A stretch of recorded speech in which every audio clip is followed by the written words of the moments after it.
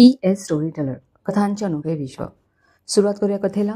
आशिक हू तेरा दिवाना भाग 33. लेखिका Prachi सोळे. Our senior inspector Khurana will be there. He will take the necessary action and will update me. Thanks. आरवने reply केला. आता 1 वाजण्याची तो वाट पाहणार होता. कथा पुढे सुरू. हॉटेल तारा 5 स्टार हॉटेल होते. मा, पैशांची बॅग घेतलीस ना? बाहेर निघताना राजीवने तिला विचारले. येस बेटा, त्याशिवाय का आपण जातोय? रीनाने म्हटले. त्यांची ही गडबड वीरेन बघत होते. त्यांना ह्या दोघांना जाऊ देऊ नये असे वाटत होते, पण आरवने जे सांगितले त्यामुळे ते गप्प होते. आम्ही निघतो, रीना एवढंच म्हणाली आणि ती व राजीव बंगल्याच्या बाहेर पडले. दोघे कारमध्ये बसले. कार हॉटेल ताराकडे पळू लागली. रॉकी आणि त्याचे तिघे मित्र प्रचंड खुश होते. आज त्यांचं नशीब पालटणार होते. मूर्ख राजीव तब्बल 2 करोडची कॅश त्यांच्या हातात सुपूर्द करणार होता. 1 तास आधीच ते हॉटेलच्या 1103 रूममध्ये आले होते. आता वाट बघायची होती ती राजीवची. घड्याळाचा काटा सेकंदाने पुढे सरकत होता. निम्रतच्या जीवाची घालमेल वाढत होती. आरव सर आणि पोलीस वेळेत येऊ दे ती प्रार्थना करत होती. रूमची बेल वाजली आणि चौकडी सावध झाली. रॉकीने आय होलमधून पाहिले. राजीव दिसला व त्याच्या डोळ्यात चमक आली. मागे वळून त्याने तिघांना थंब दाखवला. तिघेही खुश झाले. झटक्यात त्याने दार उघडले. वेलकम राजीव, कम इन, बाजूला होत तो म्हणाला. राजीव आत आला, पण त्याच्या मागून रीना आत आली आणि रॉकीच्या कपाळावर आठ्या आल्या. बाकी तिघेही चक्रावले. अरे आंटी, आप ही आई है, त्याने कसं तरी म्हटले. त्याला अजिबात आवडले नव्हते. आता त्यांना पैसे घेताना प्रॉब्लेम येणार होता, पण त्याहीसाठी ते तयार होते. एक खुनशी विचार घेऊन, बेटा इतनी बड़ी रकम है, वो भी कैश, ऐसे अकेले कैसे राजीव को भेजू? रीनाने त्यालाच प्रश्न केला. हां हां आंटी, एकदम बरोबर बोललात. तुम्ही सुद्धा भेटाल त्या डायरेक्टर्सना. लकीने थाप मारली. दोघे आत आले. तो सूट खूपच आलिशान होता. दोघे सोफ्यावर बसले. रॉकी, लकी, जॉय आणि इंदरची घारीसारखी नजर त्या रीनाच्या हातात असलेल्या बॅगवर होती. रॉकी, कंपनीचे कोणी आले नाहीत अजून? राजीवने विचारले. अरे ऑन द वे आहेत. जस्ट त्यांचा कॉल येऊन गेला. एनी टाईम येतील ते, रॉकी म्हणाला. ओके, मी तुमच्यासाठी ज्यूस मागवतो, त्यांनी फोन जवळ जात म्हटले. नाही नाही, आम्हाला काही नको, ते लोक आल्यावर मग बघू, रीना पटकन बोलली. तेवढ्यात बेल वाजली आणि रॉकी दाराकडे धावला. दार उघडले. निम्रत आली होती. रॉकी आणि सारे परत खुश झाले, कारण तिच्याही हातात एक बॅग होती. ये ये, वेळेत आलीस, रॉकीने तिला आत घेतले. निर्मतने राजीव व रीनाकडे पाहिलं. तिला पाहून रीना अवाक झाली. निम्रत, तू इथे? येस आंटी, ही स्कीम खूपच छान आहे. राजीवने जेव्हा सांगितले तेव्हा मी सुद्धा विचार केला पैसे इन्व्हेस्ट करण्याचा. अच्छी बात है, रीना हसून म्हणाली. राजीव आणि निम्रतने आणलेले पैसे घेण्याची घाई त्या चौकडीला लागली. कसंही करून पैसे घेऊन इथून निघून जायचे हाच ते विचार करत होते, पण तरीही त्यांना कोणीतरी येणे अपेक्षित होते. ते होते या चौघांनीच तयार केलेले तोतये डायरेक्टर्स. खोटे डॉक्युमेंट्स घेऊन येणारे, म्हणजे फ्रॉड झाला असं दाखवायला ते मोकळे. 1 वाजून 10 मिनिटं झाले तरी कोणी आले नाही, तसे सारेच चुळबुळ करू लागले. बेटा रॉकी, ते लोक अजून आले नाहीत, कधी येणार? रीनाने कंटाळून विचारले. बस येतच असतील, मी कॉल करतो त्यांना, त्याने म्हटले. निम्रत शांत होती. इथे काय होणार आहे हे तिला आधीच माहीत होते. आरव सर आणि पोलीस त्यांचं काम व्यवस्थित करणार होते. तिला राहून राहून या चौघांचा मनस्वी राग येत होता.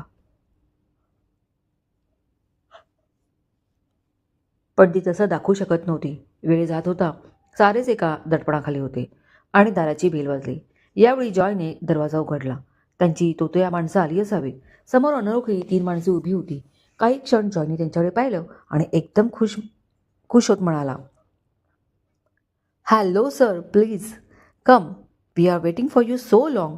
त्यांना आत घेत तो म्हणाला, पण काहीतरी चुकलं. आता ते तिघेच आले नाही तर त्यांच्या मागे एक हँडसम उंचपुरी रुबाबदार व्यक्ती आत आली. त्या व्यक्तीला राजीव, रीना आणि निम्रतने पाहिलं व ताडकन उठून उभे राहिले. तो आरव मल्होत्रा होता. तो आत आला आणि त्याच्या पाठीमागे 3 पोलीस चटक्यात आत शिरले.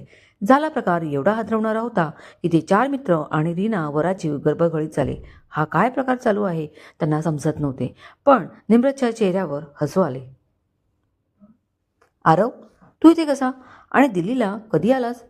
तू, पोलीस, हे काय चालू आहे? मला काहीच समजत नाहीये. रीना भयचकित होऊन प्रश्न विचारत होती.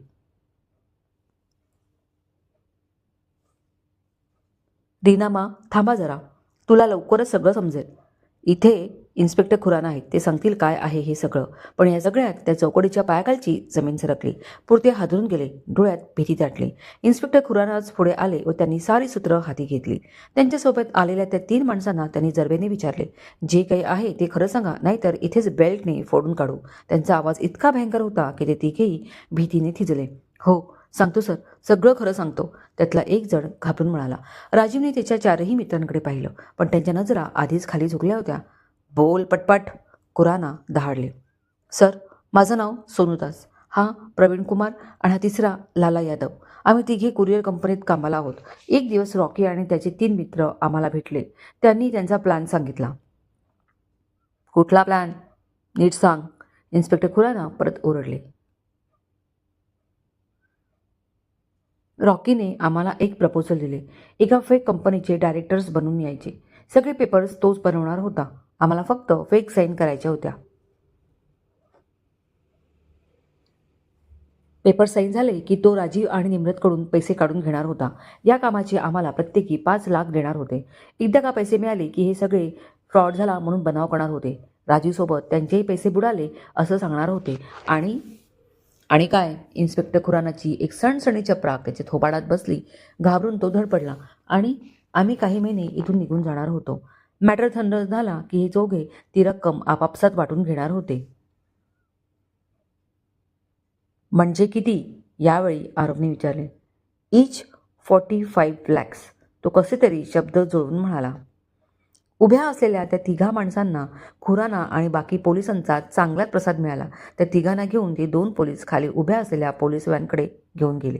त्या सूटमध्ये आरव, खुराना, राजीव, निम्रत, रीना व ते 4 फ्रॉड मित्र होते. राजीव रागाने, अपमानाने, फसवणुकीने लाल झाला. त्याच्या क्रोधात तो स्वतः जळून जाईल की काय असे झाले. कोणाला काही कळायच्या आत तो ताडताड रॉकीजवळ पोचला व बेभान होऊन त्यांनी त्याच्या पोटात जोरदार फाईट लगावल्या. रॉकी कळवला. तीच गत तिघांची झाली. जसं जमेल तसं राजीव त्या तिघांना लाथाबुक्क्यांनी तुडवू लागला. त्याला आवरणे महत्त्वाचे होते. रीना तर बेशुद्ध व्हायची बाकी होती. तिला गरगरायला झाले, पण निम्रतने लगेच सावरले. इन्स्पेक्टर खुराना धावला व राजीवला अडवले. राजीव, कानून हातात घेऊ नकोस. आम्ही आहोत. यांना यांच्या गुन्ह्याची शिक्षा आम्ही देणार, तू नाही. शांत हो, ते म्हणाले. राजीव ओंजळीत तोंड लपवून रडू लागला. तीच अवस्था रीनाची होती. तोंड वर करून कोणाकडे बघणार होते? आरवकडे? रीनाला मेल्याहून मेल्यासारखे झाले. तिचं हृदय आक्रोश करत होते. पण कोणासाठी? इन्स्पेक्टर खुराना दमदार पावले टाकत त्या चौघांजवळ गेले. राजूने मारल्यामुळे ते आधीच घाबरून गेले होते. वाह, बहुत बढिया. खूपच मोठा प्लान आखलात तुम्ही. त्यांच्याकडे रागाने बघत खुराना गरजले. आता कोण बोलणार ते ठरवा पटकन, नाहीतर माझा हात पडेल. खुराना त्यांच्या स्टाईलमध्ये बोलले. रॉकी पुढे झाला. सर, पटपट सांगायचं. का असं वागलात? आम्हाला काही काम न करता भरपूर पैसे मिळवायचे होते. राजीव आमचा फ्रेंड, पण आम्ही त्याला मूर्ख समजायचो. रॉकी असं बोलला आणि राजीव व रीनाने त्याच्याकडे चमकून पाहिले. का असं? आरवने विचारले. सर, राजीवच्या वडिलांचा बिझनेस आहे. 2 शोरूम, एक वेअरहाऊस. तरी तो सारखा कंप्लेंट करायचा. त्याला तो बिझनेस लहान वाटायचा. तो त्याच्या घरच्या बिझनेसमध्ये लक्ष देत नसे. त्याला खूप मोठा बिझनेस सुरू करायचा होता, त्याच्या आरव भैयासारखा. एकदा बोलताना त्याने त्याच्या आरव भैयाबद्दल सगळं सांगितले. आरव मल्होत्रा यांना कोण नाही ओळखत? राजीव म्हणाला. तो त्याच्या बिझनेससाठी आरव भैयाकडून फायनान्स घेणार. तेव्हाच आमच्या मनात लालच आली. तो स्वतःच्या घरचा बिझनेस सांभाळत नाही आणि दुसऱ्या बिझनेससाठी भावाला लुटणार. म्हणूनच आम्ही सारे त्याला मूर्ख समजायचो. राजीवचे डोळे पाण्याने भरले. रीना ही वेड्यासारखं रॉकी काय सांगतोय हे ऐकत होती. आम्ही चौघांनी त्याला मूर्ख बनवून लुटायचं ठरवलं, कारण आरव मल्होत्रा यांच्यासाठी 2 करोड लहान रक्कम आहे आणि ते त्यांच्या भावासाठी देतीलच. आम्हाला खात्री होती. राजीवला इंडोनेशिया देशातलं फेक फार्म खरेदी करायचं सांगितलं. इतक्या लांबचं कोणी सर्च करणार नाही आणि झालंही तसंच. राजीव परत मूर्खासारखा वागला. काहीही विचार न करता, सर्च न करता तो 2 करोड अमाऊंट द्यायला रेडी झाला व आज तो त्याच्या मासोबत पैसे घेऊन इथे आहे. रॉकी बोलायचं थांबला. यू चीटर, दात ओठ खात राजीव परत त्याच्यावर धावून गेला, पण आरवने त्याला लगेच पकडले. राजीवने आरवकडे पाहिले. तो किती चुकीचा वागला याचा पश्चाताप त्याच्या चेहऱ्यावर दिसत होता. आरव भैया, चुकलो मी, मला माफ कर. खरंच मी मूर्ख आहे असं म्हणत राजीव स्वतःला मारू लागला. आरवने त्याचे हात धरले. काम डाऊन राजीव, तो म्हणाला. आवेगाने त्याने आरवला घट्ट मिठी मारली. हमसून रडू लागला. रीना तर कधीच या सगळ्याच्या परी गेली होती. Thank you mister Aarav Malhotra. फक्त तुमच्या दूरदर्शीपणामुळे हे फ्रॉड रॅकेट पकडले गेले. कारण एकदा हे सक्सेस झाले असते तर त्यांनी दुसरा फ्रॉड केला असता. मग ह्यांना आवरणं कठीण झाले असते. खुराना त्याच्याशी शेक हँड करत म्हणाले. थँक्स माझं नाही तर या निम्रतचे करा. तिनेच त्यांचा हा प्लॅन ऐकला व न घाबरता मला मुंबईला कॉल करून सांगितले. मग पुढे काय करायचे ते मी सांगितले. येस, तुम्हा दोघांचेही खूप आभार. निम्रत, अशीच धाडसी राहा. तुझ्यासारख्या मुलींची देशाला गरज आहे. खुराना तिच्याकडे अभिमानाने बघत म्हणाले. राजीव, तुला कंप्लेंटसाठी पोलीस स्टेशनला यावं लागेल, ते म्हणाले व सगळ्यांचा निरोप घेऊन निघून गेले. रीना सुन्न होऊन सोफ्यावर बसली होती. तिच्या बाजूला निम्रत होती. राजीव खाली मान घालून उभा होता. आरवने सगळ्यांकडे पाहिलं. रीना मा, त्याने हाक मारली आणि रीना सैरभैर झाली. तिरमिरीत उठून ती आरवकडे धावली व सरळ त्याच्या पायावर पडली. तिच्या या कृतीने आरव शहारला. रीना मा, काय करतेस? उठ आधी. तो तिला धरून वर उठवत म्हणाला. नाही, मी तुझे पाय तोपर्यंत सोडणार नाही जोपर्यंत तू मला फक्त मा म्हणून हाक मारणार नाहीस. तुझ्या पायावर इथेच रडून जीव देईन, पण नाही उठणार. आरव, या तुझ्या अभागी मला माफ करे. एकदा मला मा म्हण, मी मरायला मोकळे झाले. रीना काहीच समजायच्या मनस्थितीत नव्हती. लहान मुलासारखी ती टाहो फोडून रडत होती. लहानपणापासून आरवला दिलेली सावत्र वागणूक आठवून तिचं काळीज चिरत होतं. ज्याला वडिलांच्या मायासाठी पारखं गेलं त्यासाठी तिचं हृदय पिळवटून निघत होते. वीरेनचे जे काही होते ते फक्त राजीवसाठी राखून ठेवले. लहान वयातच या गुणी मुलाला एकटं पाडलं, एकाकी केलं आणि तरीही आज आरव त्यांच्यासाठी धावून आला होता. नुसती मदतच केली नाही तर एका घोर संकटात अडकण्यापासून त्यांना रोखलं, वाचवलं होतं. किती अनंत उपकार केले या मुलाने. आणि मी काय केले तर फक्त राग, द्वेष, दुस्वास केला. रीनाचं हृदय आक्रोश करत होते. आरवसाठी, फक्त आरवसाठी. निम्रतचे डोळे पाणावले. राजीवला समजत नव्हते काय करावे, काय बोलावे.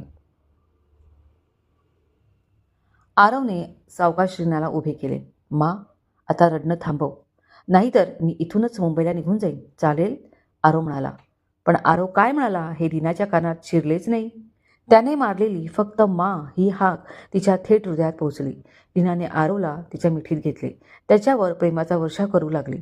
माझा मुलगा, माझा मुलगा, एवढंच बडबडत राहिले. शेवटी ती आई होती. आरवला कुठे आईचं प्रेम मिळालं होतं? त्या स्पर्शासाठी, प्रेमासाठी तो आसुसलेला होताच. आज ती कसं रीनाने तिच्या शुद्ध निर्मळ प्रेमाने भरून काढली. मा, पुन्हा एकदा बोलून आरवने तिला त्याच्या घट्ट मिठीत घेतले. तोही मूक रडत होता. राजीव, निम्रत एकमेकांचा हात धरून जवळ उभे होते. दोघांच्याही डोळ्यात प्रेम होते, ओढ होते.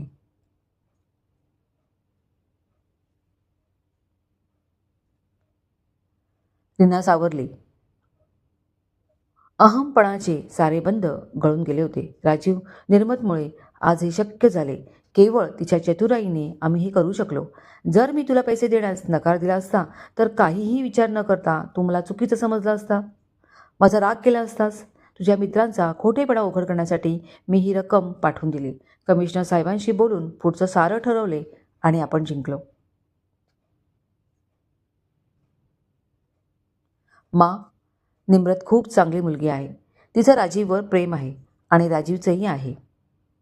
हो ना राजीव, त्याने विचारले. हो, खूप, राजीवने म्हटले. मा, अरे बेटा, सगळं समजलं मला. पैशाच्या हव्यासाने डोळ्यावर पट्टी बांधली होती. एक बायको, एक आई याचे सारे कर्तव्य विसरून गेली होती. मला पैसा नको. मला तुझ्या डॅडीचे, तुम्हा मुलांचे प्रेम हवे. हीच माझी खरी संपत्ती आहे. मला निम्रत मनापासून आवडली आहे. तीच माझी सून होणार. निर्मत, तुला माझा मूर्ख मुलगा राजीव पसंत आहे का? तिचे हात प्रेमाने हातात घेत रीनाने विचारले. निर्मतने हसून मानेने होकार दिला व रीनाला मिठी मारली. आरवने राजीवला जवळ घेतले. बेटा, येणाऱ्या काही दिवसात आम्ही तुझ्या घरी राजीवचा रिश्ता घेऊन येतोय, रीनाने हसून म्हटले. निम्रतच्या सुंदर गोऱ्या चेहऱ्यावर लाजेची लाली पसरली. मा, तुम्ही घरी जा, मी हॉटेलला जातो, आरव म्हणाला. घरी चल, हॉटेलला नाही जायची तू, रीना त्याचा हात धरत म्हणाली. मी एकटा येऊ का? आरवने हसून म्हटले. म्हणजे? म्हणजे तुझी सून आणि नाती माझी हॉटेल ताजमहलला वाट बघत आहेत. त्याही दिल्लीमध्ये आहेत. काय? सायली आणि आरोही इथे आहेत? रीना हरकून म्हणाली. मला भेटव त्यांना, आत्ता, लगेच, ती हट्ट करत म्हणाली. मा, आता नाही, उद्या आम्ही तिघेही येत आहोत घरी. रीनाने परत आरवला मिठी मारली. हो हो हो, ये राजा, आम्ही वाट बघतोय. माझ्या सुनेच्या स्वागताची तयारी करते. ती खूप खुश होत म्हणाली. आणि माझी दुसरी सूनही असेल तिथे. निम्रत, येशील ना घरी? रीनाने विचारले. येस मा, नक्की येणार, तिने म्हटले. राजीव रीना व निम्रतला कारने घेऊन गेला. आरव हॉटेलकडे निघाला, सोबत 2 करोड कॅश असलेली बॅग घेऊन. खूप समजावूनही रीनाने व राजीवने ते पैसे घ्यायला साफ नकार दिला होता. आरवला खूप भरून येत होते. त्याला त्याची माँ भेटली होती. क्रमश, कथेचे हक्क लेखीकडे सुरक्षित. कथा कॉपी करण्यास सक्त मनाई आहे. काही ठिकाणी निम्रत आणि निर्मतमध्ये घोळ होत होता, त्यासाठी क्षमस्व. कथा लिखित आवाज प्राची सोळे. धन्यवाद.